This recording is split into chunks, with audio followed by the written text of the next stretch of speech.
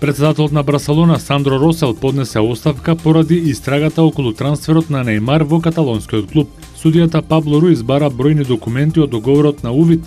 Договорот меѓу Барселона и Сантос додека бразилецот бил јуниор и кој е вреден 7,9 милиони евра, како и 9 милиони евра за пријателскиот надпревар меѓу двете екипи. Членот на клубот Жорди Касес го обвини Росел за измама, истакнувајќи дека на Сантос му е платен поголем износ од 57 милиони евра. Росел, кој во 2010 година го наследи Лапорта на претседателското место, се согласи да излезе пред судијата Руис и да одговори на прашањата поврзани со трансферот. Подпретседателот на клубот Бартомеу и Хавиер Фаус се сретнаа со Росел во неговата куќа, но 49 годишниот претседател веќе донесе одлука да ја напушти Барселона. Мандатот на Росел трае до 2016 година, а ги презеде каталонците во 2010 година.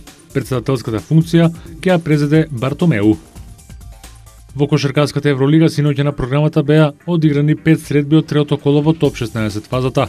Фенербакче на Боме Келеп ја забележа првата победа во топ 16 фазата откако на домашен терен гостувал да Панатинаикос со 77-72. Избраниците на Желјко Обрадовиќ дури во четвртото коло од топ 16 фазата се зарадуваа на победата. Македонскиот репрезентативец Боме Келеп за 31 минути игра имаше биланс од 10 поени, 7 скока, 2 асистенции и една украдена топка. Прв стрелец беше Бојан Богдановиќ со 15 коша.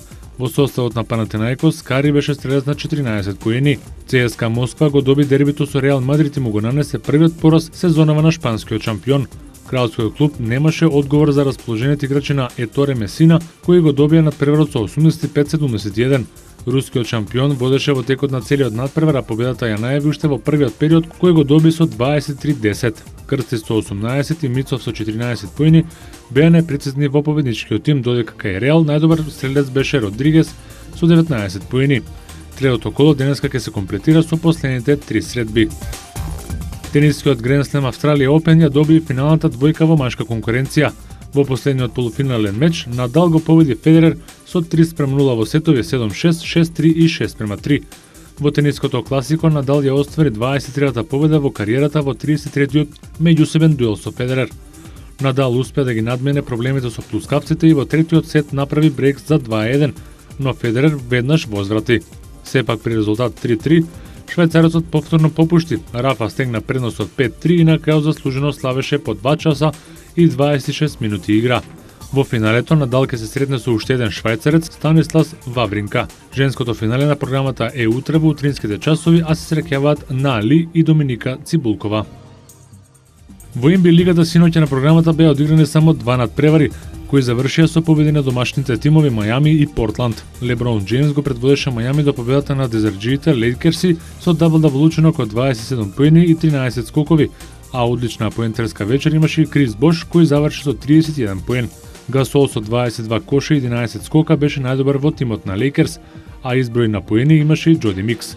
Портланд славеше против Денвер со 110-105, а најзаслужен за победата беше Ламаркус Олдрич, кој постигна 44 поени, 13 скокови и 5 асистенции.